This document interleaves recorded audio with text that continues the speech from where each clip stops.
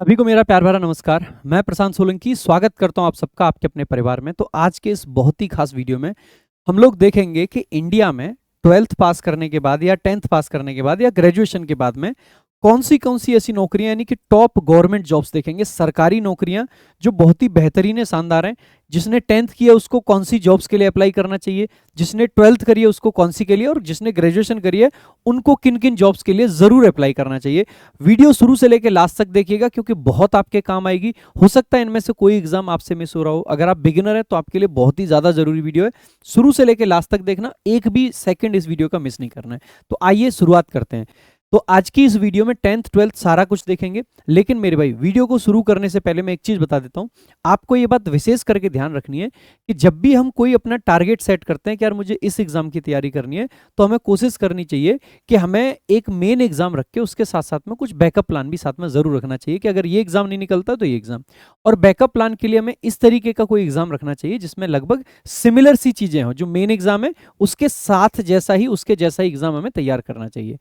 अगर हम इस थॉट प्रोसेस के साथ चलते हैं तो आप पाओगे कि लगभग जितने भी एग्जाम्स की हम चर्चा करने वाले हैं उन एग्जाम्स में 4 सब्जेक्ट हैं जो सबसे ज्यादा कॉमन है। पहला मैथमेटिक्स है, रीजनिंग है, जीएस है और इंग्लिश है। और बात अगर इंग्लिश की आती है मेरे भाई, तो मैंने हाल फिलहाल में ही इंग्लिश की एक ऐसी मास्टर वीडियो तैयार करी है जिसमें 101 रूल्स के अंदर कंप्लीट ग्रामर को हमने खत्म किया है। तो अगर आप चाहते हैं कि बढ़िया से ग्रामर को पढ़ना है, समझना है और कम समय में पढ़ना है, तो आप ये वीडियो जरूर देखिएगा। सर्च कर लीजिएगा 101 रूल्स बाय प्रशांत सर और आपको ये वीडियो मिल जाएगी।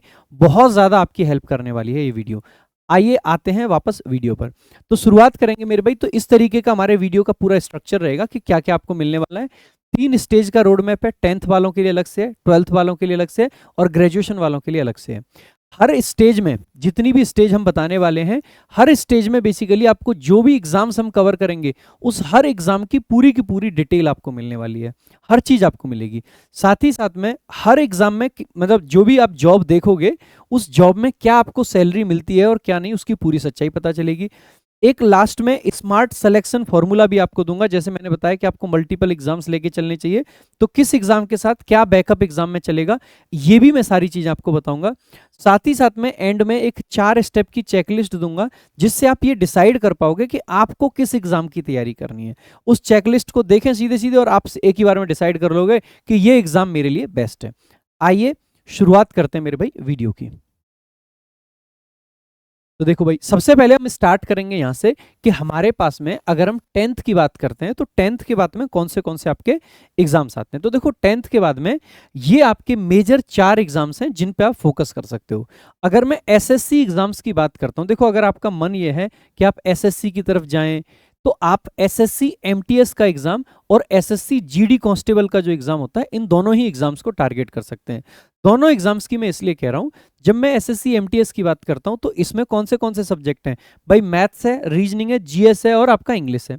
एसएससी जीडी की भी अगर मैं बात करता हूं तो मैथ्स है, रीजनिंग है, जीएस है और आपका इंग्लिश और हिंदी में से कोई भी एक है जो आप चूज करना चाहें। तो अगर आपने ये चार सब्जेक्ट यहां चूज करे थे, उन्हीं 4 सब्जेक्ट के दम पे आप ये वाला पेपर भी दे सकते हो। लेकिन हालांकि जॉब के नेचर में फर्क होता है। ये ऑफिस डेस्क जॉब होती है और ये जनरली यूनिफॉर्म की जॉब होती है। इसके अलावा अगर आप थोड़ा सा इन एग्जाम से हटके देखते हो तो आपके पास में आरआरबी ग्रुप डी के एग्जाम होते हैं। ठीक है, तो आरआरबी का जो एग्जाम होता है ग्रुप डी का, इस एग्जाम की भी आप तैयारी कर सकते हो। इसके अलावा आप देखोगे तो अगर आप पूरे तरीके से डिफेंस में जाना चाहते हो और कम उम्र में शुरुआत में ही तैयारी करना चाहते हो तो आपके पास में अग्निवीर का भी एक एग्जाम होता है, जिसको आर्मी जीडी का एग्जाम पहले हुआ करता था, अभी ये अग्निवीर है।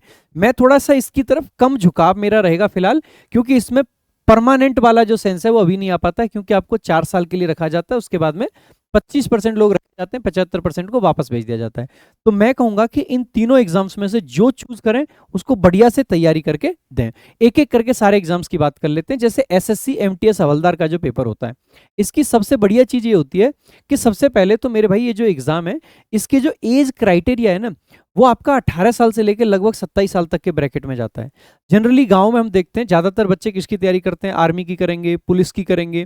और इनकी जब तैयारी कर रहे होते हैं तो इनमें ओवर एज बहुत जल्दी हो जाते हैं बच्चे।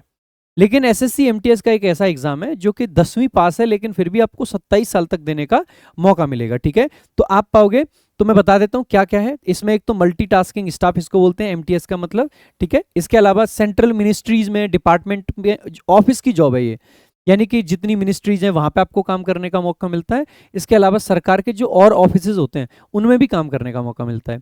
इसके अंदर जो हवलदार की पोस्ट है ये थोड़ी सी अलग पोस्ट है, और ये सामान्यतः आपका जो सीबीआईसी, जो central board of indirect taxes वाला होता है ना, ठीक है, ये जीएसटी, कस्टम्स वगैरह, इसके लिए जाता है। इसके अलावा CBN, central bureau of narcotics, उसके लिए ये एक यूनिफॉर्म की पोस्ट है, हवलदार का काम इनके लिए करना पड़ता है। ये ग्रुप सी की परमानेंट सेंट्रल गवर्नमेंट की जॉब है, इसमें कोई ऐसा नहीं है कि कोई कॉन्ट्रैक्ट बेसिस पे हो, परमानेंट जॉब होती है। इसकी एलिजिबिलिटी बहुत सिंपल है, 10th पास होना चाहिए, किसी भी बोर्ड से हो, चाहे यूपी बोर्ड से हो, सीबीएसई बोर्ड से हो, बिहार बोर्ड से हो, किसी भी बोर्ड से हो। एज जो इसकी रखी है वो 28 से 25 है ज्यादातर पोस्ट के लिए, लेकिन कुछ पोस्ट इसमें ऐसी भी हैं जो 27 साल तक की उम्र तक आप देख सकते हो। इसके अलावा जो कैटेगरी का रिजर्वेशन आपको रहता है, ओबीसी का 3 साल का, एससी एसटी का 5 साल का, वो भी आपको यहाँ पे मिल रहा होता है। इसका जो बेसिक पे है वो पे लेवल 1 है, ठीक है, जो ग्रेड पे होता है। इसको बेसिकली 18,000 का बेसिक पे होता है। अगर 18,000 बेसिक पे पे मैं सैलरी कैलकुलेट करता हूँ, जैसे अभी एट प्रेजेंट में 60% तो डीए मिल जाता है। अगर आपकी पोस्टिंग दिल्ली जैसे शहर में है तो 30% आपको एचआरए मिल जाता है। और इसके अलावा आपको थोड़ा बहुत ट्रांसपोर्ट अलाउंस वगैरह मिला के, तो जितना आपका लगभग बेसिक पे है, लगभग उतना ही और एक्स्ट्रा ऐड करके टोटल सैलरी मिल जाती है। तो आप पाओगे लगभग 35-36 हजार के पास में आपकी टोटल सैलरी है। इस सैलरी में कुछ कुछ डिडक्शंस भी होते हैं। सैलरी देखो वेरी करते रहती है, हर साल डीए वगैरह बढ़ता है ना, तो हर साल आपकी बढ़ती भी है। और इसके अलावा सिटी वगैरह के हिसाब से, क्योंकि वहाँ पे एचआरए कम होता है कुछ सिटीज में, एक्स वाई जेड इस तरीके की 3 तरीके की सिटीज होती हैं, तो वहाँ पे फिर बेसिकली कम भी रहता है। तो आप पाओगे कि सैलरी वेरी कर सकते हैं। इसके अलावा इसमें से डिडक्शंस भी होते हैं, जो एनपीएस वगैरह है ना वो भी कटता है, तो उसके बाद में इन हैंड सैलरी इससे थोड़ी सी कम रहेगी। इसके अलावा अगर मैं बात करूं सिलेक्शन प्रोसेस की, तो इसका सबसे पहले क्या है, एसएससी की वेबसाइट पर फॉर्म आता है, फॉर्म भरिए। फॉर्म भरने के बाद में आपका सबसे पहले टीयर 1 का एग्जाम होता है, जो कि कंप्यूटर बेस्ड टेस्ट होता है। सीबीटी का मतलब यही होता है। इसमें बेसिकली 2 भागों में ये पेपर होता है, एक ही साथ होता है, ऐसा नहीं अलग अलग होता है। ये पहले भाग में क्या है कि मैथ्स के और रीजनिंग के क्वेश्चंस आते हैं, मैथ्स के भी 20 क्वेश्चन, रीजनिंग के भी 20 क्वेश्चन, ठीक है। और हर क्वेश्चन 3 नंबर का होता है, यानी कि 60-60 नंबर का मैथ्स और रीजनिंग आता है। ये वाला जो पार्ट है ये पूरे तरीके से क्वालिफाइंग होता है, इसमें कोई भी नेगेटिव मार्किंग नहीं होती है, ये बात ध्यान रखनी है। और आपको 20-20 क्वेश्चन के लिए 45 मिनट का समय मिल रहा होता है। सीबीटी 2 जो सेशन 2 होता है, बेसिकली इसमें भी 45 मिनट का समय होता है। इसमें आपका जो जनरल अवेयरनेस है उसके भी 25 क्वेश्चन है, और इंग्लिश के भी 25 क्वेश्चन होते हैं। हर क्वेश्चन 3 नंबर का होता है, इसलिए 75-75 नंबर होते हैं। इसमें नेगेटिव मार्किंग होती है 1 नंबर की, यानी कि एक क्वेश्चन गलत होगा तो 1 नंबर आपका कट जाएगा। जब इसका पेपर हो जाता है तो उसके बाद में इसका रिजल्ट निकलते हैं, और रिजल्ट के बाद में इसका पीईटी पीएसटी कराया जाता है, जो कि सिर्फ और सिर्फ हवलदार की पोस्ट के लिए होता है, सब पोस्ट के लिए नहीं होता है। बहुत बेसिक सा होता है, तो उसमें कुछ ज़्यादा बच्चे निकलते नहीं हैं। लास्ट में फिर आपकी फाइनल कट ऑफ आ जाती है। फाइनल कट ऑफ के बाद में आपका डॉक्यूमेंट वेरिफिकेशन होता है, जो कि बेसिकली, तो फाइनल मेरिट जो होती है ना, ये ध्यान रखना, ये ऊपर वाला क्वालिफाइंग है। फाइनल मेरिट जो होती है ये इसके मार्क्स के बेसिस पे आपको मिलती है कि किसको हवलदार मिलेगा, किसको क्या मिलेगा। हालांकि ये क्वालिफाइंग का मतलब ये मत समझ लेना कि 33% नंबर लाने, नहीं, इसकी भी कट ऑफ लगती है अलग से, और इसके बाद में बेसिकली आपका इसके बेसिस पे मेरिट बनती है। कट ऑफ इसकी भी होती है लेकिन मेरिट इस पे बनती है। तो ये इस तरीके से आप ध्यान रख सकते हैं, ठीक है। डॉक्यूमेंट वेरिफिकेशन जो है जिस डिपार्टमेंट में आपका सिलेक्शन होता है उसके द्वारा कराया जाता है। तो एक अच्छा मौका रहता है कि आप एसएससी एमटीएस के द्वारा एमटीएस बने। एमटीएस के लिए एक और खास बात आपको बता देता हूँ, बहुत सारे हमारे पढ़ाए हुए बच्चे भी और हर जगह के जानने वाले हमारे बच्चे भी एमटीएस का एग्जाम सिर्फ इसलिए दे रहे होते हैं कि भैया एक बार एमटीएस ले लेते हैं, क्योंकि एमटीएस पर काम वाम उतना ज़्यादा होता नहीं, रिस्पॉन्सिबिलिटीज़ नहीं होती हैं, तो एक सरकारी नौकरी भी मिल जाएगी, अच्छी खासी सैलरी आते रहती है, और उसके साथ साथ में आगे किसी दूसरे एग्जाम के लिए पढ़ाई करते रहते हैं, तैयारी करते रहते हैं, तो तैयारी करना उनके लिए थोड़ा सा आसान हो जाता है। तो इसलिए भी बहुत सारे बच्चे इस एग्जाम को दे रहे होते हैं। अगला हमारा जो एग्जाम है वो है एसएससी जीडी। जीडी का मतलब होता है बेटा जनरल ड्यूटी। ये बेसिकली जितनी आपकी पैरामिलिट्री होती है उनमें जो कांस्टेबल रैंक होती है उस पर भर्ती कराने के लिए ये एग्जाम होता है। सो जीडी कांस्टेबल बोलते हैं इसको, बीएसएफ हो गया, सीआरपीएफ हो गया, CISF, ITBP, SSB, Assam rifles, इन सब के लिए होता है, ठीक है। तो इन सब के लिए होता है। इसके अलावा एसएसएफ और एनसीबी इनके लिए भी होता है, ये दिल्ली में बेसिकली इनकी पोस्टिंग रहती है, ठीक है, इसी एग्जाम से होती है। एसएसएफ काफी एक अच्छा ऑप्शन रहता है, काफी सारे बच्चे इसको चूज करते हैं, ठीक है। तो इसके अलावा अगर हम बात करते हैं इसकी एलिजिबिलिटी की, तो 10th पास है, सिंपल सी बात है। एज जो है वो 18 से 23 साल है, यहाँ पे डिफरेंस आता है। एमटीएस में यही ज्यादा थी, यहाँ पे ये कम है, क्योंकि ये क्या है, फोर्स की नौकरी है। फोर्स की नौकरी में जनरली आप देखोगे कि एज का जो अपर लिमिट है कम रखते हैं, जिससे कि नया नया जोश जो होता है ना, नया खून होता है फौज में, वही चाहिए होता है ज़्यादा, जिसको अपने हिसाब से ढाला जा सके, डिसिप्लिन में लाया जा सके, क्योंकि एक एज के बाद में डिसिप्लिन में नहीं ला सकते हैं किसी को। ठीक है। सैलरी और जो पे लेवल रहता है, तो बेसिक पे इसका 21,000 होता है। बेसिकली लेवल 3 की ये जॉब होती है, एमटीएस से ज़्यादा इसकी सैलरी रहती है, और इसकी सैलरी 46,000 से ऊपर, कई बार 50,000 से ऊपर भी चली जाती है, क्योंकि बेसिकली ये डिफेंस की जॉब है, और काफ़ी सारी जगह पे पोस्टिंग के हिसाब से भी आपकी सैलरी मिल रही होती है, क्योंकि रिस्क अलाउंस वगैरह इसमें मिल जाता है। ठीक है। सिलेक्शन प्रोसेस की बात करेंगे तो सबसे पहले इसमें क्या है, कंप्यूटर बेस्ड टेस्ट होता है। उसमें बेसिकली क्या है, 60 मिनट का पेपर होगा। नेगेटिव मार्किंग जो है बेसिकली 0.5 की रहती है। जीके जीएस के 20 क्वेश्चन रहते हैं, जिसके 40 नंबर मिलते हैं। मैथ्स के 20 क्वेश्चन रहते हैं, जिसके 40 नंबर मिलते हैं। रीजनिंग के भी सेम, और इंग्लिश हिंदी के भी सेम, यानी कि 80 क्वेश्चन होते हैं, 60 मिनट का समय होता है, और पूरे के पूरे 80 क्वेश्चन में से बेसिकली आपका क्या बनता है, मेरिट बनती है पूरे के पूरी फाइनल सिलेक्शन के लिए। पीईटी और पीएसटी भी आपका होता है, जिसमें रेस होती है 5 किलोमीटर 24 मिनट में। इसके अलावा 1600 मीटर होता है 8.5 मिनट में फीमेल के लिए, तो ये रेस इसमें मेजर है। बाकी फिजिकल की जो बाकी बेसिक चीजें होती है वो भी इसमें कराई जाती हैं। इसके लिए मेडिकल भी होता है, ध्यान रखेंगे। जैसे एमटीएस में अगर आपको कोई कलर ब्लाइंडनेस वगैरह, तो वो सब चल जाती है, इनमें वो कलर ब्लाइंडनेस वगैरह नहीं चलती है, जो कलर विजन बोल देते हैं, तो वो दिक्कत देता है। यहाँ पे मेडिकली पूरे तरीके से फिट चाहिए। एमटीएस में अगर मेडिकली आपकी उंगली उंगली में कोई दिक्कत है, जैसे होता है ना, बहुत सारे गाँव में बच्चों को लगता है किसी की उंगली कटी हुई है, तो इसकी सरकारी नौकरी नहीं लगेगी। नहीं, उसकी फोर्स में नौकरी नहीं लगेगी, वो बात अलग है, लेकिन सरकारी नौकरी के बहुत सारे विकल्प उसके पास में खुले होते हैं, तो उसको लेके आप चिंता ना करें। ठीक है। तो ये आपका एसएससी जीडी का पूरा रहता है। लास्ट में डॉक्यूमेंट वेरिफिकेशन होता है, और फाइनल सिलेक्शन आपका मार्क्स के बेसिस पे होता है। ठीक है। इसके बाद तीसरा जो आपका एग्जाम है, ये रेलवे ग्रुप डी का एग्जाम है। काफी पॉपुलर रहता है। पहले रेलवे की वैकेंसीज बहुत लंबे लंबे टाइम में आती थी, और अब आजकल थोड़ा फ्रीक्वेंटली आने लगी हैं। रेलवे की सबसे खास बात क्या है कि इसमें इंग्लिश नहीं पूछी जाती है। मैथ्स, रीजनिंग, जीएस, यही 3 सब्जेक्ट मिलकर इसका मेजर डिसाइड कर देते हैं। सो ट्रैक मेंटेनर, पोस्ट, ये पॉइंट्समैन हो गए, असिस्टेंट हो गए, ये सब होते हैं इसमें। इसमें काफ़ी सारी वैकेंसीज आती रहती हैं, बहुत बड़ा मौका रहता है आपके लिए। क्वालिफिकेशन इसकी वही 10th पास है, या फिर आईटीआई वगैरह भी मांगते रहते हैं इसमें, कई जगह पे ये भी फंडा रहता है। ठीक है। इसके अलावा 18 से 33 साल रेलवे के जो एग्जाम्स है ना, उसमें एज की जो विंडो है वो सबसे बड़ी होती है। सबसे बड़ी विंडो रेलवे के एग्जाम्स में होती है, ये भी ध्यान रखेंगे। बेसिक पे वही है, लेवल 1 का 18,000, तो सैलरी लगभग इसकी वही 35,000 के करीब बनती है। रेलवे में अच्छे खासे सैलरी मिलती है, ये ध्यान रखेंगे। इसका सिलेक्शन प्रोसेस भी वही है कि पहले टेस्ट आपका होता है, कंप्यूटर बेस्ड टेस्ट, 100 क्वेश्चन का होता है, 90 मिनट आपको मिले होते हैं, नेगेटिव मार्किंग 1/3 होती है। ठीक है। उसके बाद में इसका पीईटी होता है, जो कि क्वालिफाइंग होता है, लगभग 100 मीटर की डिस्टेंस की होती है, 35 किलो वेट ले जाके चलना होता है। फीमेल के लिए 100 मीटर चलना होता है 20 किलो वेट के साथ में। इसके अलावा बेसिकली 1 किलोमीटर का रन भी होता है, जो स्पेसिफाइड टाइम लिमिट में करना होता है। ठीक है।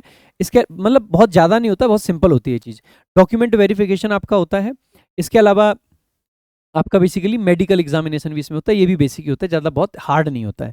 तो मेन चीज़ आपकी अल्टीमेटली यही है कि आपको ये टेस्ट पास करना पड़ेगा। ये टेस्ट पास है तो आप सिलेक्शन ले सकते हैं। जो चौथा हमारा एग्जाम है अग्निवीर, ये मैं सबसे कम प्रेफर करूंगा। सबसे ज़्यादा मेरी प्रेफरेंस होगी कि आप एमटीएस और जीडी के लिए तैयारी करें, दोनों एक जैसे एग्जाम है, एक नेचर के एग्जाम है। ठीक है। फोर्स की तरफ जाना है तो जीडी की तरफ झुकाव रखें, और अगर ऑफिस जॉब की तरफ जाना है तो एमटीएस की तरफ झुकाव रखें। फिर भी अगर आपको लगता है कि नहीं हमें इंग्लिश बिल्कुल नहीं आती है, तो आप रेलवे की तरफ जा सकते हैं। एमटीएस और जीडी का जाने का ये फायदा है कि अगर शुरुआत में आपने एमटीएस और जीडी की तैयारी करी है और इंग्लिश को उस टाइम पे प्रिपेयर कर लिया, तो आगे जाके आप जब 12th कर लोगे तो आपके पास में एसएससी सीएचएसएल का ऑप्शन खुल जाएगा, एसएससी स्टेनोग्राफर का ऑप्शन खुल जाएगा। ग्रेजुएशन के बाद में आपके पास में सीजीएल का, सीपीओ का, ये सारे ऑप्शंस खुले होंगे।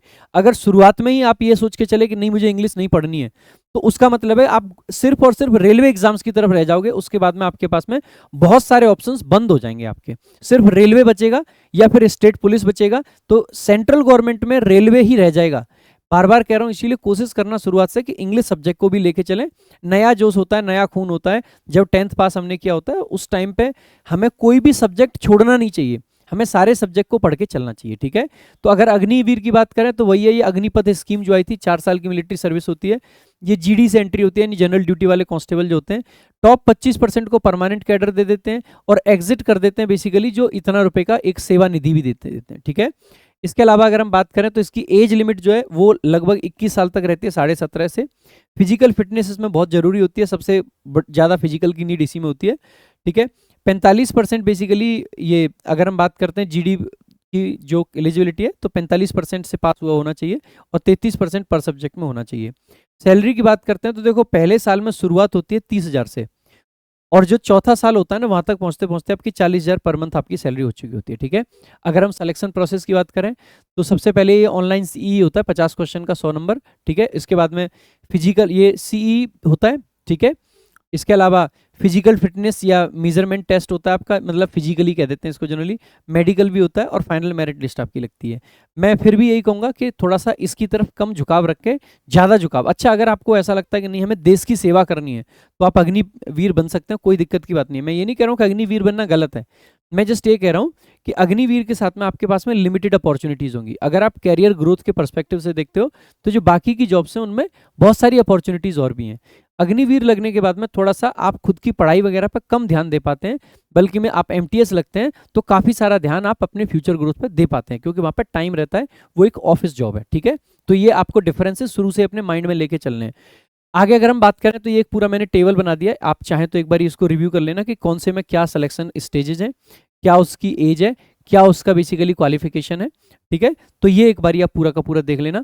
बाकी अगर अब तक आपको लगा है कि वीडियो अच्छी है, बढ़िया से मैंने बताया सारी चीज़ें, तो भाई वीडियो को लाइक शेयर जरूर कर देना। और आपको इनमें से किसी भी एग्जाम की तैयारी करनी है तो आप हमारा एप्लीकेशन टॉपर्स विजडम डाउनलोड कर लेना, अभी 12th पे भी आएंगे। टॉपर्स विजडम ऐप डाउनलोड कर लेना। टॉपर्स विजडम ऐप पर इंग्लिश का तो कंप्लीट सोल्यूशन आपको मिलता ही है, अब तो हमने मैथ्स भी स्टार्ट करा है, तो मैथ्स का भी बहुत जल्द सब कुछ आपको टॉपर्स विजडम पर मिल जाएगा। और धीरे धीरे हर सब्जेक्ट का मिलेगा और क्वालिटी कंटेंट यहाँ पे मिलता है। इसमें बहुत सारी चीज़ें फ्री हैं, जैसे पीवाईपी डिक्शनरी फ्री है, डेली वोकैब बूस्टर आपको फ्री मिलता है, एडिटोरियल्स आपको मिलते हैं, एआई टेस्ट पूरे तरीके से फ्री है। आप एआई की मदद से जिस चैप्टर का जिस चीज़ का टेस्ट लगाना चाहें लगा सकते हैं। ग्रामर का पूरा सेक्शन हमने फ्री दे रखा है और कई सारे फ्री बैचेज हैं। डेली पढ़ाई करने पर आपकी डेली स्ट्रीक बनती है, कॉइन सिस्टम आपका चलता है, लाइब्रेरीज हैं जिसमें ई बुक्स हैं बहुत सारी आपकी, तो ये सब आपको मिल जाता है फ्री ऑफ कॉस्ट। वहाँ पर बहुत सारी चीज़ें फ्री हैं इनमें से। इसके अलावा एक बैच की भी नीड होती है कई बार बच्चे को कि भाई हमें इस एग्जाम की तैयारी करनी है, सर हमें एमटीएस करना है, इंग्लिश पढ़नी है, इधर उधर भटकने की जरूरत नहीं है। टॉपर्स विजडम एप्लीकेशन पर जब आप जाते हो तो आपको या तो टॉपर्स पास ले लेना, उससे काम चल जाएगा, या फिर सिंपल आप हमारा लाइव बैच या वीओडी बैच कोई सा भी बैच अगर ले लोगे ना, तो एक स्थान पर बिना भटके बिना इधर उधर जाए आप कंप्लीट तैयारी कर जाओगे। आपको ना कहीं जाना पड़ेगा ना कुछ सोचना पड़ेगा, सारी की सारी तैयारी एक ही जगह पे। और कोई भी एग्जाम उसके बाद दोगे, चाहे सीजीएल दोगे आगे, चाहे सीएचएसएल दोगे, इंग्लिश में कहीं भी दिक्कत आपको नहीं आएगी। तो शुरुआत में 10th लेवल पे ये कर जाओगे तो आगे चल के बहुत आसानी हो जाएगी आपके लिए। बाकी आ जाते हैं भाई, स्टेज आपकी 2 है जो कि 12th पास के बाद की जो जॉब्स हैं उनकी बात करेंगे। तो ये एक बेसिक समरी ये है कि सबसे ज़्यादा जो 12th पास के बाद में आती है वो है सीएचएसएल की जॉब। इसके अलावा एसएससी स्टेनोग्राफर एकमात्र ऐसी जॉब आपको दिखाई देगी जिसमें 12th पास होने के बाद भी आप 4600 ग्रेड पे 4200 ग्रेड पे जैसी नौकरी पा सकते हैं। तो ये भी अपने आप में बहुत अच्छी जॉब होती है। इसके अलावा आरआरबी एनटीपीसी का जो अंडर ग्रेजुएट वाला एग्जाम होता है, ये एग्जाम भी आप दे सकते हैं। और एनडीए का एग्जाम भी आपका ओपन हो जाता है 12th के बाद में, जो कि डिफेंस की तरफ आपको लेके जाता है। ठीक है, ये पूरे तरीके से डेस्क जॉब होती है, ये भी पूरे तरीके से डेस्क जॉब है। ये वाली जो रेलवे की है ये क्लर्क वाली जॉब है, ये भी कहीं ना कहीं डेस्क जॉब ही है आपकी। और ये जो एनडीए वाली है ये डिफेंस की जॉब है। अगर हम बात करते हैं एक एक करके, सीएचएसएल जो कि 10+2 वाले लेवल की होती है, इसमें एलडीसी यानी कि लोअर डिवीजन जो क्लर्क होता है, ठीक है, मेजर तो यही होता है एलडीसी। ठीक है, इसके अलावा डीईओ भी एक इसमें होता है जिसको डाटा एंट्री ऑपरेटर बोलते हैं। ठीक है, इसके अलावा पीएएसए होता है आपका जिसको पोस्टल असिस्टेंट और सॉर्टिंग असिस्टेंट बोलते हैं। हालांकि जो ये पीएएसए है ना, आजकल ये एसएससी सीएचएसएल से हटा दी गई है, तो इसको मैं यहाँ से हटा रहा हूँ। ठीक है, सो एसएससी सीएचएसएल से हटा के इसको सीजीएल के अंदर डाल दिया गया पीएएसए की पोस्ट को, तो इसीलिए मैंने यहाँ से इसको रिमूव कर दिया है। एलिजिबिलिटी की अगर हम बात करते हैं ना, तो 12th पास आपको चाहिए। डीईओ में मिनिस्ट्री जो है कुछ उसकी basically science plus maths mandatory होता है, बाकी आपने 12th कराओ किसी भी स्ट्रीम से कराओ फर्क नहीं पड़ता ज़्यादातर पोस्ट में, बस डीईओ को कुछ छोड़ के। एज जो है अगेन 28 से 27 साल है, कैटेगरी में रिलैक्सेशन अलग से आपको मिलता है ओबीसी एससी वगैरह में। एलडीसी की जो बेसिक पे है वो बेसिकली लेवल 2 है और डीईओ की बेसिकली लेवल 5 है, सॉरी लेवल 2 से लेके 5 तक का सारा इसमें एक्चुअली में अवेलेबल होता है। ठीक है, तो ये बेसिकली 4 लेवल की भी आती रहती है। ठीक है, ये 39,000 से लेके 54,000 तक आप सैलरी मान सकते हैं यहाँ पे। ठीक है, अगर हम बात करते हैं सिलेक्शन प्रोसेस की, तो टियर 1 बेसिकली इसका सबसे पहले होता है। सबसे पहले वही सिंपल है, एसएससी में फॉर्म आता है, अभी थोड़े दिन में आने वाला है, और जब फॉर्म आएगा तो मैं इसका कंप्लीट सिलेबस किस तरीके से तैयारी करनी है पूरी गाइडेंस भी आपको दूंगा सीएचएसएल को लेकर। ठीक है, सो सबसे पहले कंप्यूटर बेस्ड टेस्ट होता है, जो कि क्वालिफाइंग इन नेचर होता है। ध्यान रखना, क्वालिफाइंग का मतलब ये नहीं है कि 33% चाहिए, इसकी कट ऑफ लगती है, लेकिन जब फाइनल सिलेक्शन होता है तब इसके नंबर नहीं जुड़ते हैं। ठीक है, इसमें basically English, maths, reasoning, GS के 25-25 क्वेश्चन होते हैं। हर क्वेश्चन 2 नंबर का होता है। हर सेक्शन के लिए 30 मतलब 15 मिनट का टाइम मिलता है। पहले टाइमर नहीं हुआ करता था, सेक्शनल टाइमर, लेकिन 2026 से हर एग्जाम में सेक्शनल टाइमर आया है, तो इसमें भी सेक्शनल टाइमर आएगा, इस बात की पूरी संभावना है। तो टाइमर में बता के चल रहा हूं पहले से ही। ठीक है, इंग्लिश 25 क्वेश्चन 50 नंबर, सारे के सारे उसी तरीके से होते हैं। ठीक है, उसके बाद में जिन बच्चों का टीयर 1 क्वालिफाई होगा उनको टीयर 2 देने का मौका मिलेगा। और टीयर 2 में क्या होता है, बेसिकली मैथ्स और रीजनिंग के 30-30 क्वेश्चन होते हैं। हर सेक्शन के लिए, मैथ्स के लिए 30 मिनट, रीजनिंग के लिए भी 30 मिनट मिलते हैं। इसके अलावा इंग्लिश और जीए के, इंग्लिश के बेसिकली क्या है, अगर आप बात करोगे तो 40 क्वेश्चन तो इंग्लिश के होते हैं, और जो जीएस है उसके 20 क्वेश्चन होते हैं। इंग्लिश के 40 क्वेश्चन के लिए पूरी उम्मीद है अब की बार के 40 मिनट मिलेंगे, और जीएस के 20 क्वेश्चन के लिए पूरी उम्मीद है कि 20 मिनट मिलेंगे आपको। ठीक है, तो इस तरीके से आपका ये सीएचएसएल का रहने वाला है। इसके अलावा टीयर 2 के अंडर ही आपकी टाइपिंग टेस्ट और स्किल टेस्ट भी होता है। अच्छा ध्यान रखेंगे, एक एक कंप्यूटर भी होता है, बहुत सारे बच्चे इस कंप्यूटर में फेल हो जाते हैं, तो इसको भी थोड़ा बहुत पढ़ना होता है। ये क्वालिफाइंग होता है, कट ऑफ में इसके नंबर नहीं जुड़ते, लेकिन फिर भी क्वालिफाई तो करना ही पड़ेगा। ठीक है, स्किल टेस्ट और टाइपिंग टेस्ट की अगर हम बात करें तो जो डीईओ है इसमें थोड़ी सी ज़्यादा मांगते हैं, 80,000 बेसिकली जो की डिप्रेशन पर घंटे के हिसाब से मांगते हैं। तो 15,000 मतलब 80,000 नहीं 8,000 सॉरी 8,000 की डिप्रेशन पर आवर मांगते हैं।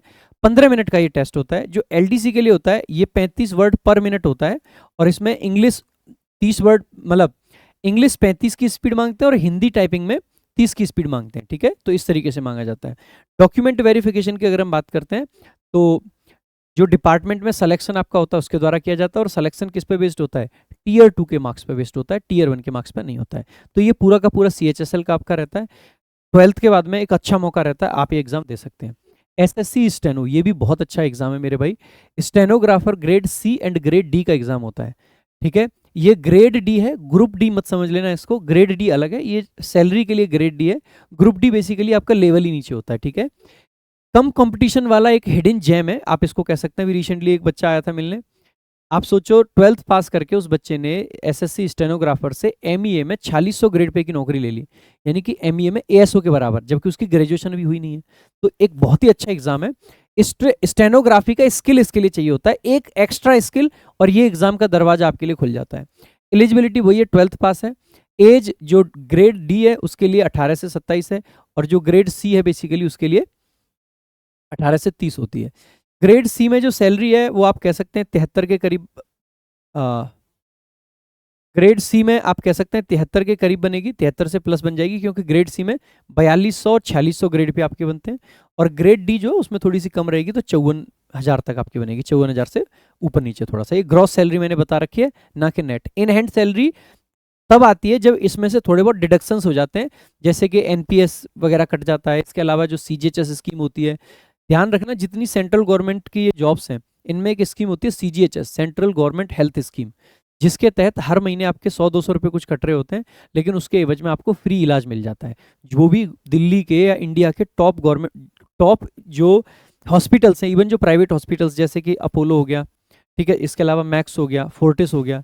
अपोलो थोड़ा अंदर बाहर होता रहता है पैनल से, लेकिन मेट्रो हॉस्पिटल हो गया, मैक्स हो गया, फोर्टिस हो गया, ये सारे जो टॉप हॉस्पिटल्स हैं प्राइवेट हॉस्पिटल्स, इनमें सीजीएचएस वालों के लिए फ्री इलाज की सुविधा उपलब्ध रहती है। ठीक है, तो ये ध्यान रखेंगे। इसके अलावा आप देखेंगे सिलेक्शन प्रोसेस में वही है, स्टेनोग्राफर में सबसे पहले टीयर 1 होता है। अच्छा, स्टेनोग्राफर का एक ऐसा एग्जाम भी है ये, इसमें विदाउट मैथ्स आप सिलेक्शन ले सकते हैं।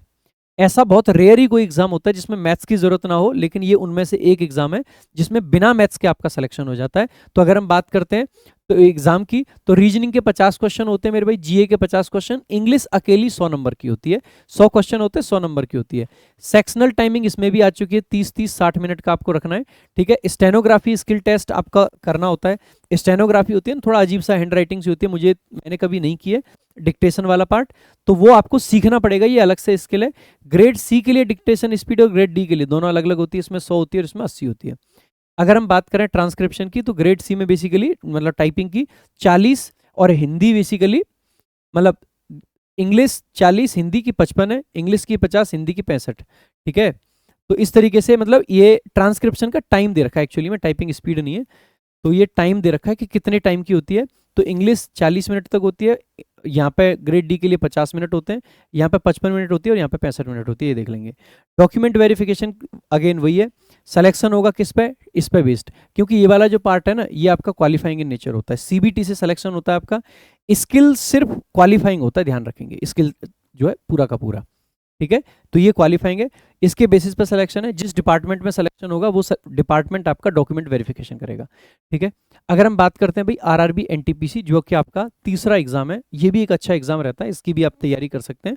इसमें सेम वही चीज़ है कि इसमें ये एक ऐसा एग्जाम है जिसमें इंग्लिश नहीं आती है आपकी, ठीक है। तो जूनियर क्लर्क का एग्जाम होता है एक तरीके से, क्वालिफिकेशन वही है सेम। एज ग्रुप इसका सबसे बड़ा रहता है, जैसे कि मैंने आपको पहले भी बताया था, बेसिक पे इसकी 19,000 से लेके मतलब लगभग 20,000 से लेके 21 इसके बीच होती है। सैलरी इसमें थोड़ी सी कम है क्योंकि स्टेनो का ग्रेड पे आपका ज़्यादा था काफ़ी। अगर हम बात करते हैं इसके एग्जाम प्रोसेस की, तो सबसे पहले कंप्यूटर बेस्ड टेस्ट होता है, उसके बाद में सीबीटी 2 भी होता है, जो कि एक तरीके से मेंस टाइप आप मान सकते हैं, ठीक है। टाइपिंग स्किल टेस्ट होता है आपका, यानी कि टाइपिंग टेस्ट भी है इसमें। इसके अलावा सीबीएटी होता है, जो कि साइको टेस्ट होता है आपका, जो कि क्वालिफाई, अगर आपने सीबीटी 2 को क्वालिफाई करा है तो साइको टेस्ट आपको देना होता है। इसके अलावा डीबी मेडिकल भी इसमें होता है, जिसमें रेलवे मेडिकल जो स्टैंडर्ड्स होते हैं वो फॉलो करे जाते हैं। तो ये सारा का सारा आरआरबी एनटीपीसी का आपका सिलेक्शन प्रोसेस रहता है। इसके अलावा एक आपका होता है एनडीए का एग्जाम, नेशनल डिफेंस एकेडमी, जो आपका रहता है, ये ऑफिसर लेवल की जॉब है, सीधे 12th करने के बाद में सीधे आप ऑफिसर बन सकते हो। एक तरीके से ये मान लीजिए कि अगर आपने एनडीए निकाल दिया ना तो यूपीएससी निकाल दिया, क्योंकि ये पेपर यूपीएससी कराता है, ठीक है। तो एनडीए का पेपर यूपीएससी के द्वारा कंडक्ट कराया जाता है, साल में 2 बार होता है, हर साल 2 बार होता है। एनडीए और सीडीएस, ये 2 एग्जाम ऐसे हैं जो साल में 2 बार हो रहे होते हैं, ठीक है। इसके अलावा कोई भी एग्जाम ऐसा नहीं है जो 2 बार हो रहा हो। आर्मी, नेवी, एयरफोर्स में सीधे ऑफिसर बनते हैं, गर्ल्स भी एलिजिबल होती हैं।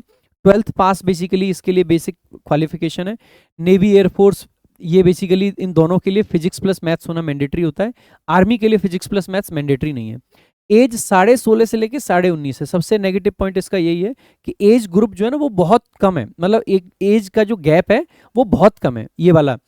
इसके अलावा इसमें अनमैरिड होना जरूरी होता है, अगर शादी जल्दी कर ली, वैसे इस टाइम तक शादी क्यों नहीं करेगा कोई आदमी, है ना, क्योंकि एलिजिबल ही नहीं है। 21 साल के लिए तो मतलब होना ही चाहिए ना शादी के लिए 21 साल।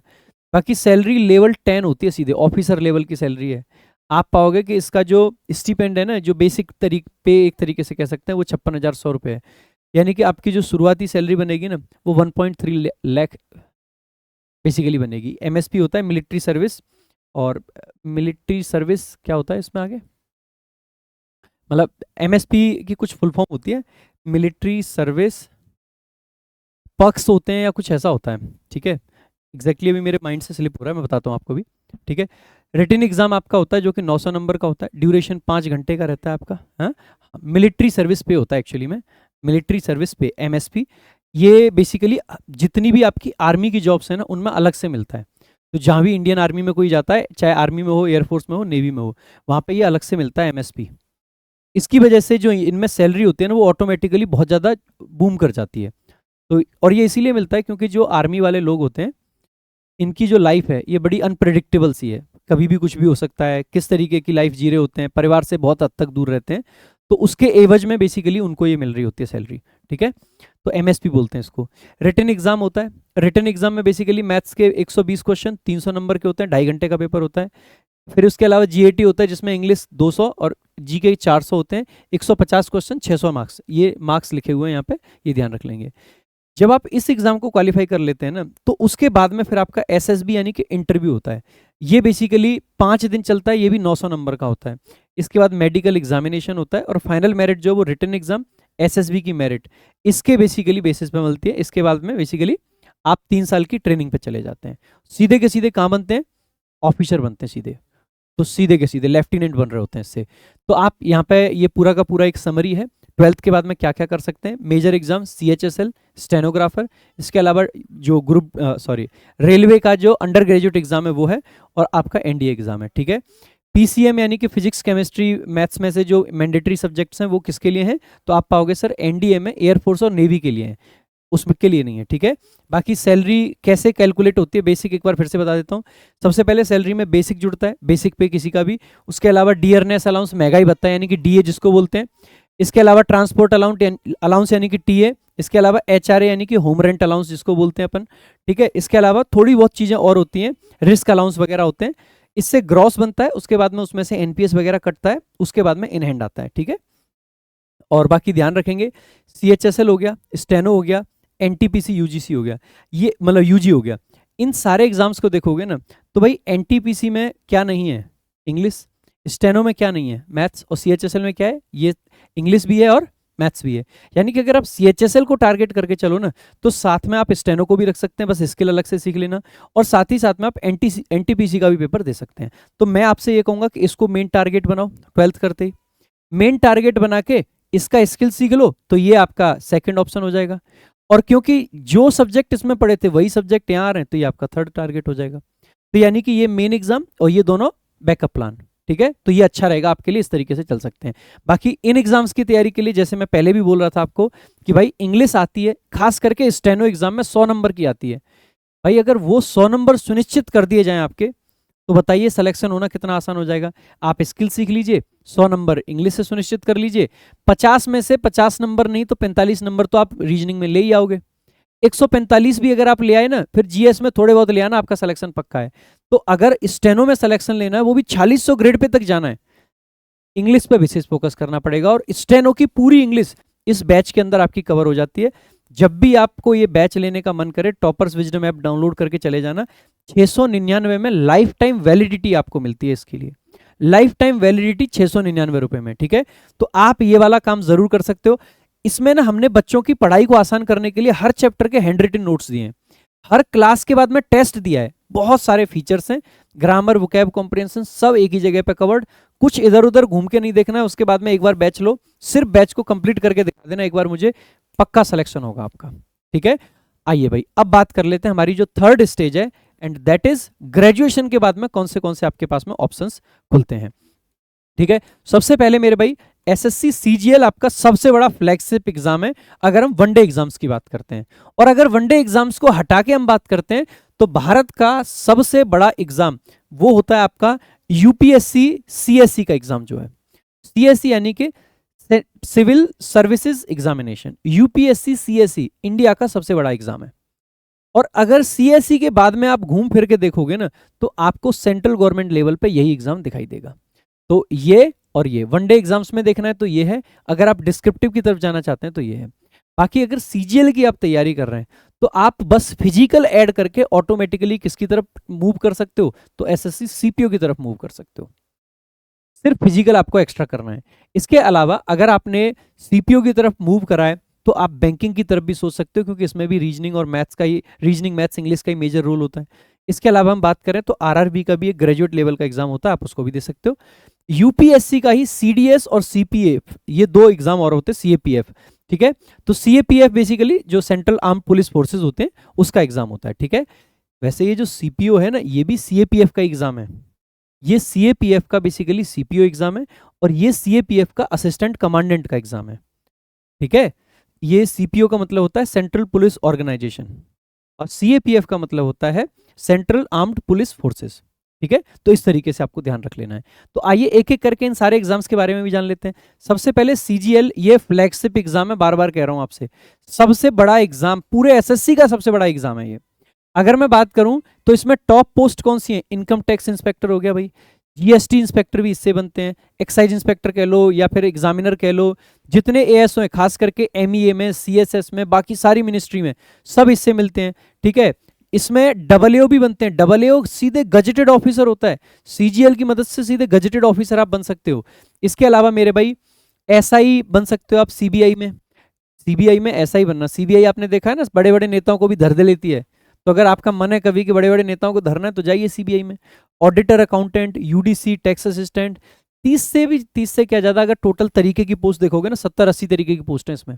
इसीलिए अगर आप एक लाइन पकड़ लो ना कि भाई 10th के बाद में एमटीएस, 12th के बाद में सीएचएसएल, और ग्रेजुएशन के बाद में सीजीएल, सीपीओ, इन पे ये सिंपल लाइन है। सारे एग्जाम एक ही तरीके के क्वेश्चंस आते हैं, एक ही तरीके का बैच लेना पड़ेगा, एक ही तरीके की किताब लेनी पड़ेगी, और एक ही तरीके से सारे के सारे एग्जाम आप दे सकते हो।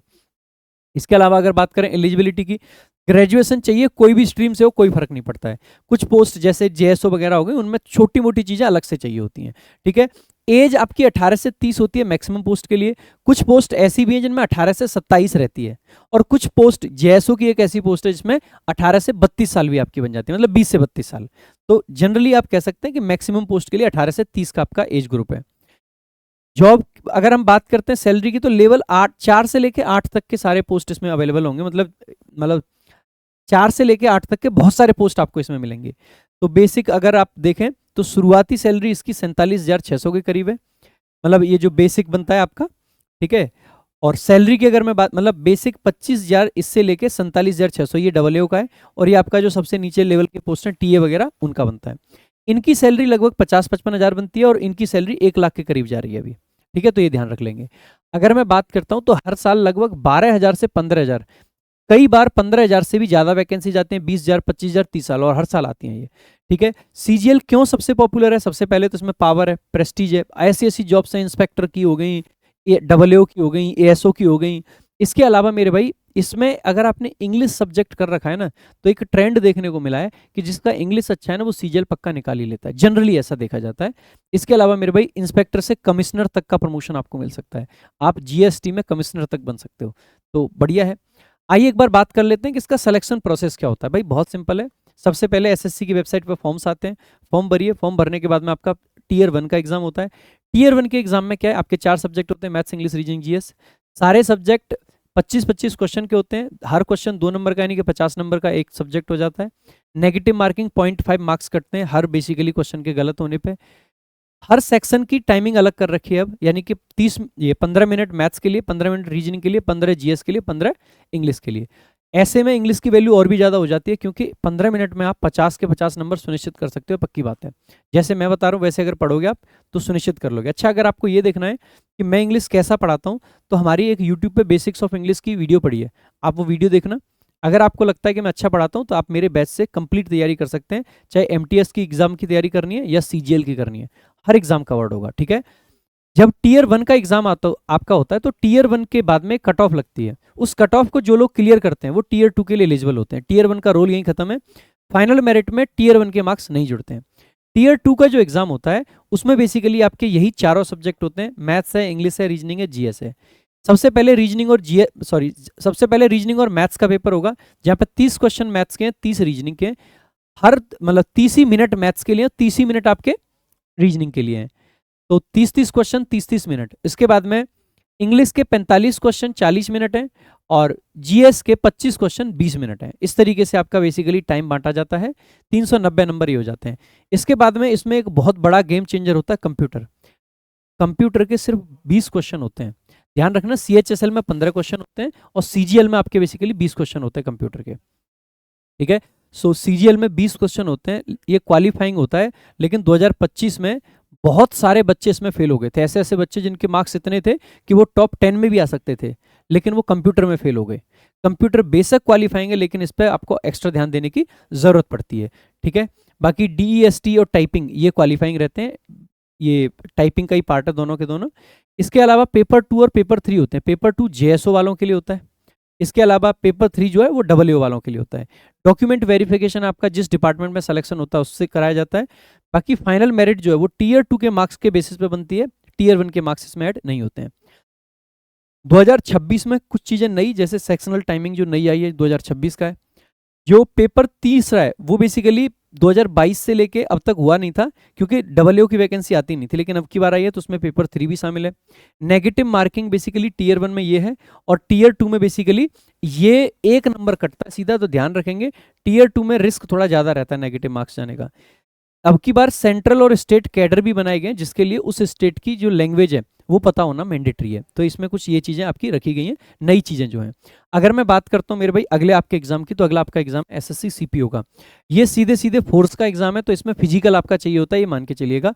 तो इसमें दिल्ली पुलिस में सब इंस्पेक्टर, ये इसकी फ्लैगशिप पोस्ट है, सबसे ज्यादा बच्चे इसी को लेना चाहते हैं। इसके अलावा सब इंस्पेक्टर बीएसएफ में, सीआईएसएफ में, सीआरपीएफ में, और आपका आईटीबीपी में, एसएसबी में, इन सब में बनते हैं, ठीक है। डायरेक्ट ऑफिसर रैंक है, यूनिफॉर्म की जॉब है सीधे सीधे, ग्रेजुएशन कोई भी स्ट्रीम से हो, एज 20 से 25 साल का इसका एज ग्रुप है, ठीक है। दिल्ली पुलिस के लिए इसमें लाइट मोटर व्हीकल का लाइसेंस होना जरूरी होता है। बेसिक पे आपकी 35,400 होती है। सैलरी स्टार्टिंग की अगर मैं ग्रॉस सैलरी की बात करूं तो वो 73,000 के करीब आपकी जाएगी अभी। पेपर 1 जो आपका होता है वो कंप्यूटर बेस्ड टेस्ट होता है, 2 आवर यानी कि 2 घंटे का पेपर होता है, 200 क्वेश्चन होते हैं और इसमें बेसिकली सेक्शनल टाइमर भी होता है। हर सेक्शन के लिए 30-30 मिनट होते हैं, जहाँ पे GK 50 question, maths 50 question, reasoning 50 question, English 50 question, total 200 question, 200 number, यानी कि हर क्वेश्चन 1 नंबर का। पीईटी और पीएसटी भी इसका फिजिकल भी काफी ज्यादा होता है, तो इस पे भी थोड़ा सा ध्यान दे सकते हैं। मेल के लिए बेसिकली 100 मीटर की रनिंग होती है 16 सेकंड में, और बेसिकली 1600 मीटर आपका होता है 6.5 मिनट में। हाई जंप होता है, लॉन्ग जंप होता है, शॉर्ट पुट फेंकना होता है। फीमेल के लिए 100 मीटर 18 सेकंड होते हैं, 800 मीटर 4 मिनट का टाइम होता है। इसके अलावा इनके लिए जंप भी रहती हैं, ठीक है। अगर हम बात करते हैं पेपर 2 की, इसमें हाइट वगैरह भी लेते हैं, 170 आपकी मिनिमम हाइट चाहिए होती है जो मेल के लिए रहती है, ठीक है। इसके अलावा पेपर 2 की बात अगर हम करते हैं तो सीबीटी होता है, वो भी कंप्यूटर बेस्ड टेस्ट होता है। इसमें सिर्फ एक ही सब्जेक्ट होता है, वो होता है इंग्लिश, और इंग्लिश आती है पूरे के पूरे 200 क्वेश्चन, 200 नंबर। उसको 4 सेक्शन में बांट देते हैं, 50 क्वेश्चन के लिए 30 मिनट का टाइम होता है। इस तरीके से चलते हैं, ठीक है। अगर हम बात करते हैं मेडिकल की, तो इसका मेडिकल भी अच्छे लेवल का होता है, डीएमई होता है। इसके बाद में आरएमई भी होता है, रीमेडिकल। डीएमई यानी detailed medical examination. PET PST का मतलब क्या होता है, ये फिजिकल एफिशिएंसी टेस्ट है, ये फिजिकल स्टैंडर्ड टेस्ट है। इसमें बेसिकली नापतोल होती है, हाइट वगैरह, और इसमें बेसिकली एफिशिएंसी टेस्ट करते हैं, रनिंग वगैरह, ठीक है। मेडिकल भी होता है। उसके बाद में फाइनल मेरिट जो बनती है वो टियर 1 और टियर 2 दोनों के मार्क्स को मिला के बनती है। फिजिकल सिर्फ क्वालिफाइंग है, इसके कोई नंबर नहीं होते हैं। तो ये आपका पूरा का पूरा सीपीओ का रहता है। अच्छी जॉब है, मैंने खुद ये सीपीओ का एग्जाम ऑल इंडिया रैंक 29 के साथ क्लियर करा है। 29वीं रैंक आई थी, उसके साथ क्लियर किया था। 2.5 साल तक मैंने दिल्ली पुलिस में सब इंस्पेक्टर के पद पर सर्विस भी करी है। कोविड के टाइम पे मैंने अलग अलग थानों में कई जगह पर नौकरी करी है। कालकाजी थाना रहा है, बदरपुर बॉर्डर में भी नौकरी करी है। शाहीन बाग का नाम आपने खूब सुना होगा, जिस टाइम पे दंगे हुए हैं वहां पे भी मैंने ड्यूटी करी हुई है, ठीक है। तो अच्छी जॉब होती है, बढ़िया मजा आता है, इंटरटेनिंग जॉब है, और यूनिफॉर्म है तो एक प्राइड की भी बात होती है इसमें। तो आप जरूर खुद भी जाएं, और मैं फिर कहूंगा जब सेलेक्टेड लोगों से आप पढ़ोगे ना, तो आपको पता चलेगा कि सिलेक्शन के मूल मंत्र क्या होते हैं, और वो सभी आपको हमारे वीओडी बैच में जरूर मिलेंगे। तो बार बार आपसे एक ही चीज कहूंगा कि बहुत सारे बैचेज में इधर उधर भटकने की जरूरत नहीं है। सीपीओ है मतलब अंग्रेजी का भंडार है, क्योंकि अंग्रेजी 200 नंबर की मेंस में और 50 नंबर की प्री में। तो सीपीओ का एग्जाम क्लियर करना है ना, आंख बंद करके आप ट्रस्ट कर सकते हैं इधर, क्योंकि जो सामने बंदा आपके खड़ा है वो न सिर्फ सेलेक्टेड है, बल्कि उसने इतने सारे सिलेक्शन और भी दिलाए हैं, ठीक है। आइए भाई, अगला आपका जो एग्जाम है वो बैंकिंग के एग्जाम्स होते हैं, पीओ और क्लर्क के। बढ़िया एग्जाम्स होते हैं, थोड़े डिफिकल्ट मानते हैं कुछ लोग इनको, लेकिन फिर भी इनमें सैलरी अच्छी होती है। थोड़ा वर्कलोड ज्यादा रहता है, लेकिन सैलरी बहुत अच्छी होती है बैंकिंग एग्जाम्स में। पीओ ऑफिसर कैडर होता है, फास्ट ग्रोथ होती है इसमें। क्लर्क डेस्क जॉब होती है। आईबीपीएस क्लर्क हो या पीओ, बेसिकली ये 11 इनकी पीएसयू बैंक्स होती हैं। एसबीआई पीओ और क्लर्क भी होता है। इसके अलावा आरआरबी यानी कि जो रीजनल रूरल बैंक होते हैं उनकी बात कर रहे हैं। आरआरबी देखो 2 जगह आपको देखने को मिलेगा, एक तो होता है रेलवे रिक्रूटमेंट बोर्ड, जो आरआरबी के आपके पेपर होते हैं ग्रुप डी वगैरह के, और एक आपको आरआरबी बैंकिंग एग्जाम्स में भी मिलेगा, जहाँ पे आरआरबी का मतलब होता है बेसिकली रीजनल रूरल बैंक, जो ग्रामीण बैंक होते हैं उनमें भी बेसिकली एग्जाम्स होते हैं। ग्रेजुएशन बेसिकली कोई भी स्ट्रीम से हो। एज पीओ के लिए 20 से 30 है, क्लर्क के लिए 20 से 28 है। अगर हम बात करते हैं सैलरी स्ट्रक्चर की, तो बेसिकली 75 से 85 हज़ार इन हैंड सैलरी आ जाती है, ठीक है। और क्लर्क की थोड़ी कम रहती है, पीओ की थोड़ी ज्यादा रहती है, इससे भी ज्यादा ही होती होगी, ठीक है, जो हमने लिखी हुई है। सिलेक्शन प्रोसेस की बात करते हैं तो देखो, प्रीलिम्स का पेपर होता है 1 घंटे का होता है। नेगेटिव मार्किंग आपकी 0.25 की होती है। इंग्लिश 30 क्वेश्चन, क्वांट के 35 क्वेश्चन, रीजनिंग के 35 क्वेश्चन, ठीक है। सेक्शनल टाइमिंग रहती है 20-20-20 मिनट, है ना। मेंस की अगर हम बात करते हैं तो 3.5 घंटे का। डिस्क्रिप्टिव भी अलग से होता है 30 मिनट का। रीजनिंग, कंप्यूटर, जीए, इंग्लिश और डाटा एनालिसिस, ये सब आते हैं। इसके अलावा डिस्क्रिप्टिव होता है जिसमें ऐसे मतलब ऐसे और लेटर राइटिंग आती है। इसके अलावा इसमें इंटरव्यू होता है जो कि पीओ के लिए होता है। मेंस इंटरव्यू बेसिकली 80 और 20 का रेशियो रखते हैं, यानी मेंस के 80% मार्क्स और इंटरव्यू के 20%, ठीक है। क्लर्क में इंटरव्यू नहीं होता, ये ध्यान रखेंगे। प्रोविजनल अलॉटमेंट मिलता है इनको बैंक प्रेफरेंस प्लस मेरिट से, ठीक है, कि कहाँ पे आपको अलॉटमेंट मिलेगा, किस जगह पे आपको नौकरी मिलेगी, ये सब। इसके अलावा अगर मैं बात करता हूँ मेरे भाई, तो रेलवे का भी एक एग्जाम है जो कि ग्रेजुएशन लेवल पर अच्छा खासा एग्जाम है, ठीक है। वैसे रेलवे का जो ज़्यादा क्रेज रहता है वो जो रेलवे ग्रुप डी है ना, उसके लिए ज़्यादा रहता है लोगों का, क्योंकि रेलवे में ऑफिसर लेवल की जॉब है, वो थोड़ा सा कम वैकेंसीज के साथ आती है, जबकि एसएससी में खूब सारी वैकेंसीज आ रही होती हैं ऑफिसर लेवल पे। स्टेशन मास्टर आपका होता है, गुड्स ट्रेन मैनेजर होता है आपका, जो कि ग्रेजुएशन लेवल की पोस्ट है, ठीक है। जो सीनियर क्लर्क होते हैं, इसके अलावा चीफ कमर्शियल सुपरवाइजर होते हैं। एलिजिबिलिटी वही ग्रेजुएशन है। एज ग्रुप जो है ना, ये भी सबसे बड़ा ब्रैकेट आपको यही दिखाई देगा, 18 से 36 साल का, सबसे बड़ी विंडो आपको मिलेगी। बेसिक पे बेसिकली 29,200 से लेके 35,400 तक होती है। सैलरी 60,000 से लेके 75,000 के करीब आपको मिल जाएगी। सिलेक्शन प्रोसेस वही है, सबसे पहले CBT 1 होता है, कंप्यूटर बेस्ड टेस्ट, ठीक है, जिसमें एक तरीके से स्क्रीनिंग कह सकते हैं, क्वालिफाइंग बोल सकते हैं इसको। CBT 2 होता है जिससे मेरिट बनती है आपकी, 90 मिनट का होता है, 1/3 की नेगेटिव मार्किंग भी होती है। GA 50 क्वेश्चन, मैथ्स 35 क्वेश्चन और रीजनिंग के 35 क्वेश्चन, ये अप्रॉक्स है, कई बार इनमें ऊपर नीचे भी होता रहता है, ठीक है। इसके अलावा CBAT यानी कि जो आपका साइको टेस्ट वगैरह होता है और टाइपिंग टेस्ट, ये भी होते हैं, जो कि स्टेशन मास्टर। इसके अलावा एप्टीट्यूड टेस्ट, क्लर्क की पोस्ट जो होती है इनमें टाइपिंग होती है। टीवी और मेडिकल आपका होता है, ठीक है, तो ये आप ध्यान रख सकते हैं, ये आपका पूरा का पूरा रेलवे एग्जाम्स का है। अगर मैं बात करता हूँ यूपीएससी के दो बहुत अच्छे एग्जाम, पहला यूपीएससी सीएससी, इसके लिए भाई बहुत कुछ चाहिए। और मैं अगर खुद को बताऊं, मैंने तैयारी तो करी है, 1-1.5 साल कोशिश करी थी मैंने, एग्जाम कोई नहीं दिया, लेकिन फिर भी मैं बेसिक बेसिक जानकारी बता देता हूँ। लेकिन मुझे लगता है कि ये एक ऐसा एग्जाम है जिसमें बेसिक जानकारी काफ़ी नहीं है। फैसिनेटिंग है, सब कुछ है, लेकिन बहुत ही अलग लेवल का एग्जाम है। तो अगर हम बात करें कि कौन सी सर्विस होती है, तो आईएएस इससे बनते हैं, पीसीएस इससे बनते हैं, आईएफएस इससे बनते हैं, जो फॉरेन वाली सर्विस होती है, एमईए में बात कर रहे हैं हम। इसके अलावा आईआरएस इससे बनते हैं। इसके अलावा 20 से ज़्यादा ग्रुप एबी की सर्विसेज भी होती हैं इसमें। जनरली एसएससी वगैरह की जो नौकरी है वो ग्रुप सी और ग्रुप बी तक, ग्रुप बी की तो एक आधी है, ज़्यादातर ग्रुप सी की हैं। ये सारी की सारी ग्रुप ए की होती हैं, ज़्यादातर ग्रुप बी की एक आधा है इसमें, ठीक है। एलिजिबिलिटी वही है, ग्रेजुएशन आपकी होनी चाहिए, फाइनल ईयर वाले भी अप्लाई कर सकते हैं। एज ग्रुप 21 से 32 साल है। 6 अटेम्प्ट आपको मिलते हैं सिर्फ, इसमें अटेम्प्ट फिक्स है, बाकी किसी एग्जाम में अटेम्प्ट फिक्स आपके नहीं थे। बेसिक पे वही है, लेवल 10 है, तो इनकी सैलरी जो है वो लगभग 1,20,000 के करीब बनती है, ठीक है। इसमें एग्जाम कुछ बहुत ज़्यादा टायरिंग है, मैं बता देता हूँ। प्रीलिम्स आपका होता है, ये क्वालिफाइंग है, स्क्रीनिंग का मतलब क्वालिफाइंग होता है, जिसमें पेपर 1 जो है 100 क्वेश्चन का होता है जीएस का, ठीक है, 200 मार्क्स होते हैं। कट ऑफ इसी से बनती है, जो कि अब की बार पूरे में हाहाकार मचा था, ठीक है। 80-85 तक इसकी कट ऑफ आप कह सकते हैं कि गई होगी अब की बार, वैसे 90-95 तक चली जाती है। ये हर बार पेपर में कुछ इतना नया कर देते हैं कि इनकी कट ऑफ कभी बढ़ ही नहीं पाती, हर बार लगता है जैसे कमी हो रही हो। हमारे एसएससी में हर बार आसमान छूते जा रही है, छूते जा रही है, छूते जा रही है, ये नहीं बढ़ने देते। इसके बाद में जो सारा खेल है ना बेटा, वो ये है खेल, वो है आपका मेंस का पेपर। मेंस के पेपर में 9 पेपर आपके होते हैं, 1750 मार्क्स होते हैं टोटल। एक आपका ऐसे का पेपर होता है, जीएस के 4 पेपर होते हैं, जीएस 1, 2, 3, 4। इसके अलावा जो ऑप्शनल सब्जेक्ट आपका होता है उसके 2 पेपर होते हैं और 2 आपके लैंग्वेज के पेपर होते हैं। एक इंग्लिश होती है, दूसरी लैंग्वेज आप चूज कर सकते हैं, ठीक है। इसके अलावा अगर हम बात करते हैं पर्सनैलिटी टेस्ट की, तो इसमें बेसिकली जिसको आप इंटरव्यू बोलते हैं, ये भी बहुत बड़ा रोल प्ले करता है। अगर इसमें मार्क्स कम रह जाते हैं तो फाइनल सिलेक्शन में बहुत बड़ा फर्क आ जाता है, ठीक है। तो ये मत समझना कि 1750 में से 1500 ले आए, ऐसा कोई ला नहीं पाया आज तक और ला भी नहीं पाएगा कोई। इसमें मार्क्स बहुत कम मिलते हैं, ठीक है। तो इसके अलावा फाइनल मेरिट जब बनती है तो मेंस के 1750 नंबर प्लस में इंटरव्यू के 225 नंबर, उनको मिला के बेसिकली आपके इतने नंबर में से कट ऑफ लगती है, जिसके बाद में आईएएस, आईपीएस, आईएफएस ये सब सेलेक्ट होते हैं। ये था पूरा का पूरा यूपीएससी का। यूपीएससी अपने आप में बहुत बड़ी चीज़ है। बाकी यूपीएससी के और भी कुछ एग्जाम्स हैं जिनको आप दे सकते हैं। एक तो आपका डिफेंस वाला, जो ग्रेजुएशन के बाद में अगर बात करें, वो है सीडीएस, जिसको कंबाइंड डिफेंस सर्विसेज बोल देते हैं अपन। सीडीएस का एग्जाम भी साल में 2 बार होता है। ये भी लगभग सीजीएल की अगर आपने तैयारी करी है उससे एक स्टेप आगे का एग्जाम है, ठीक है। तो यूपीएससी 2 बार कराती है। एग्जाम की बात करेंगे तो सीजीएल से एक स्टेप आगे तक का कह सकते हैं या बराबर का भी कह सकते हैं। लेकिन इसमें असली जो चीज़ है ना, वो है आपका बेसिकली क्या, एसएसबी। बहुत सारे लोग आपको बोलेंगे कि हमने सीडीएस कर रखा है, ये कर रखा है, लेकिन अल्टीमेटली ज़्यादातर लोग जो इस तरीके से रेफर कर रहे होते हैं वो टेस्ट की बात कर रहे होते हैं कि टेस्ट कर रखा है। क्योंकि जिसका एसएसबी भी हो गया ना, फिर वो छोड़ के आएगा नहीं वापस। सीडीएस अपने आप में बहुत बड़े लेवल की जॉब है।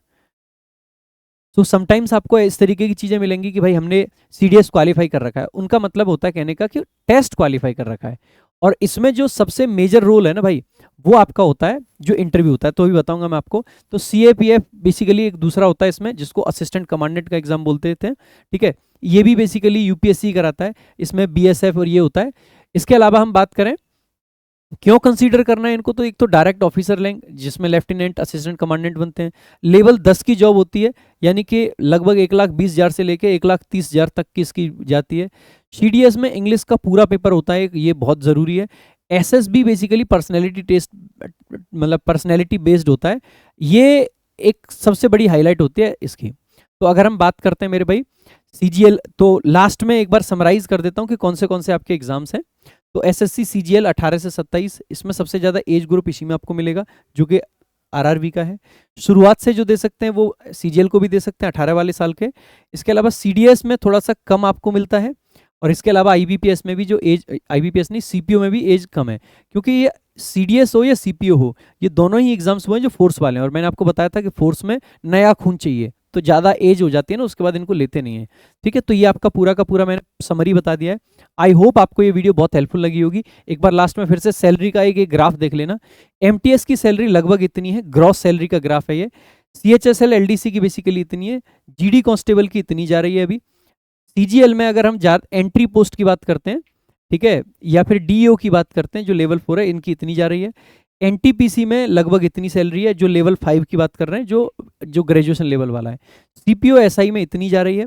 सीजीएल में बेसिकली आपकी एएसओ की पोस्ट पर लगभग इतनी जा रही है, और आईएएस की बात कर लें या एनडीए सीडीएस की बात कर लें तो इनकी सैलरी भी इतनी जा रही है। तो सैलरी के हिसाब से आप देख लेना कौन सी पोस्ट है। ये ऊपर नीचे हो सकते हैं, जस्ट एक ग्राफ तैयार करा है हमने, थोड़ा बहुत ऊपर नीचे हो सकता है, कोई दिक्कत मत लेना। बाकी मेरे भाई अब आपको लग रहा होगा कि सर सही एग्जाम हम कैसे सेलेक्ट करें, आपने इतने सारे एग्जाम्स बता दिए। सबसे पहला स्टेप ये है कि आप ये देखिए कि आपकी क्वालिफिकेशन क्या है और आगे आने वाले 1-2 साल में क्या क्या आपका कंप्लीट होने वाला है। तो क्वालिफिकेशन चेक करिए, आपके हिसाब से क्वालिफिकेशन जो है उसके हिसाब से एग्जाम सेलेक्ट करिए। स्टेप 2 आपको एज विंडो भी देखनी है कि आपकी एज कितनी है और कितनी नहीं है। स्टेप 3 आपका ये कि जॉब प्रोफाइल मैच करो। जैसे मान लो आपकी पर्सनैलिटी ऐसी है जो आप थोड़ा शांत है, जो आपको ज़्यादा भड़क लेना पसंद नहीं है, लोगों को बेसिकली बहुत ज़्यादा डांट फटकार नहीं सकते हो, ज़्यादा स्ट्रिक्ट नहीं हो, तो आपको डेस्क जॉब की तरफ जाना चाहिए। अगर आपके अंदर ये जोश है, जुनून है, देश की सेवा करनी है, ये करना है, डिफेंस की तरफ जाना चाहिए। तो ये अपनी पर्सनैलिटी के हिसाब से आप डिसाइड करें कि आपको किस तरीके की जॉब चाहिए।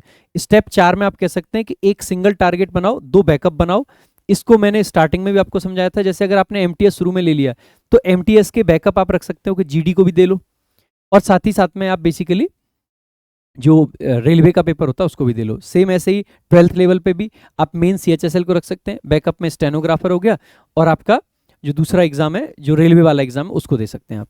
इसके अलावा ग्रेजुएशन लेवल पे सीजीएल को मेन रख सकते हैं, सीपीओ को एक बैकअप रख सकते हैं, लेकिन सीपीओ में फिजिकल भी है तो आप सीपीओ के अलावा और भी जो पुराने एग्जाम्स हैं जैसे सीएचएसएल हो गया, इन सबको बैकअप में डाल सकते हैं। तो कई सारी चीज़ें आप बना सकते हैं इस तरीके से। बाकी मेजर सब्जेक्ट यही है, इंग्लिश चाहिए, रीजनिंग चाहिए, मैथ्स चाहिए, जीके जीएस चाहिए। इन चारों सब्जेक्ट पे कमांड बना लें अच्छे से।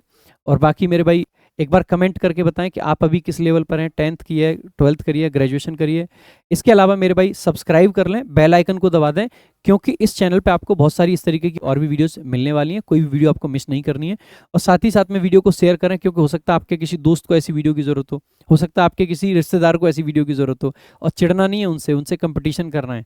ठीक है, बाकी चैनल को सब्सक्राइब कर लें, टेलीग्राम ज्वाइन कर लें। और आज की वीडियो थोड़ी सी लंबी रही है, लेकिन आपको बहुत कुछ जानने को सीखने को मिला होगा। Thank you so much. जय हिंद, जय भारत।